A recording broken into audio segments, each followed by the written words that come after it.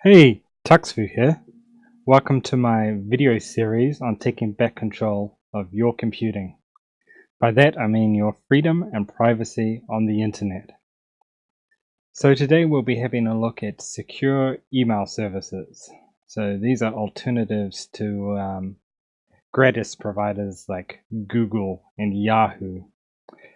It's debatable whether these services are really secure because after all, to serve you ads, they need to collect some sort of metadata from your emails. Now, the providers we'll be having a look at today, we'll just be having a look at three. I haven't tried out all three of them personally, I've only tried out one of these three, but I've heard good things about the other two. And I've met people that have actually used them and they said that they like them. And yeah, so let's have a quick look at them. Let's just switch windows here. There we go. So, one that comes up over and over again when people are talking about great, secure, and private email providers is Proton Mail, which is based in Switzerland and protected by Swiss privacy laws. Now, some of the pros about this one is they have a web client. Not all email providers have a web client. Now, as to how good the web client is, I don't know because this is one of the ones I have not tried.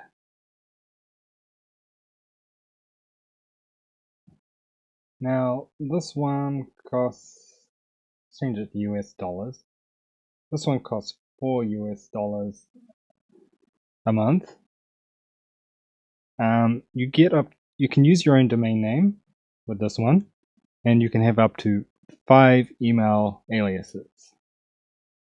They do have a free account, so I guess if you want to try out their web client first, you can.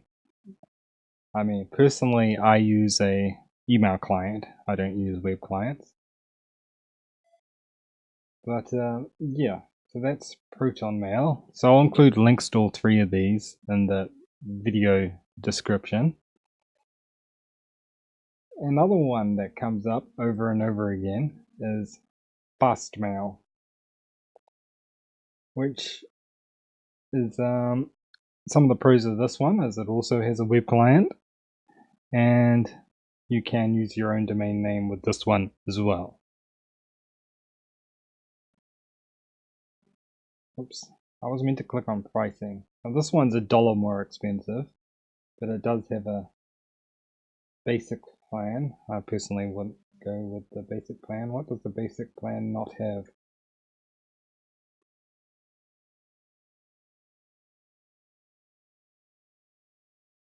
Basic plan actually looks pretty good. If you don't plan on using your own domain name, then this one might be pretty good.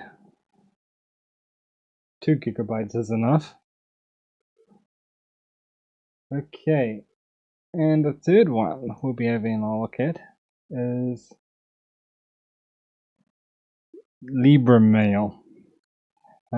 So librem is the most expensive out of the bunch, but you also get access to Librem Tunnel, which is a VPN service.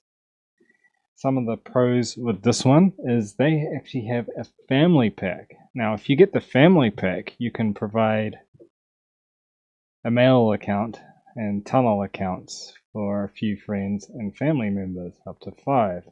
And I think this would end up being about $2 or $3 per user. So if you get the family pack, then it's a pretty good deal. Now, personally, this is the one I use because I want to support Purism, the company that provides this service.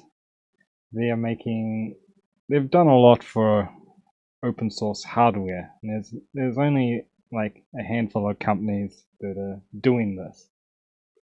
So this phone here is a complete Linux phone. It runs pure OS. It's not a fork of Android. It's pretty cool, but it's out of my price range. So I thought, well, I'll support them because I was looking at alternative email providers. So I thought, oh, I'll support them this way instead. So I'm just on the basic plan. This one does not have a web client, so you will have to use an email client. I recommend Thunderbird for that. And I should also mention, if you want your emails to be secure, you should use end-to-end encryption. Otherwise, they won't be very secure. You can use OpenPGP for all three of these services. Now, OpenPGP uses private keys and public keys. So if you want someone to send you a secure email, they'll have to have your public key. And then once you receive the email encrypted with your public key, you can decrypt it with your private key. Now, part of the benefit of also using a paid email service is if you need support, you can actually speak to a real human. You can submit a ticket and a real human will get back to you. Good luck doing that with Google. So, I think that just about covers it for email providers. Oh, there's also, I found a great article on It's FOSS. So it's one of those top 10 lists, it was top 10 list of secure email providers. So if you're not happy with these three, I'll have a link to that article in the description also. Okay, thank you very much for watching. I'll be putting out more videos in this series in the future. I don't know which one I'll be doing next, but yeah. So for this, if you like web clients, in the future video, I'll be actually showing you how to set up Nextcloud, and there's actually an app for Nextcloud which integrates a web client, an email web client, into Nextcloud. So if you want to use librem.one and have a web client, stay tuned for that video in the future. Tax fu out.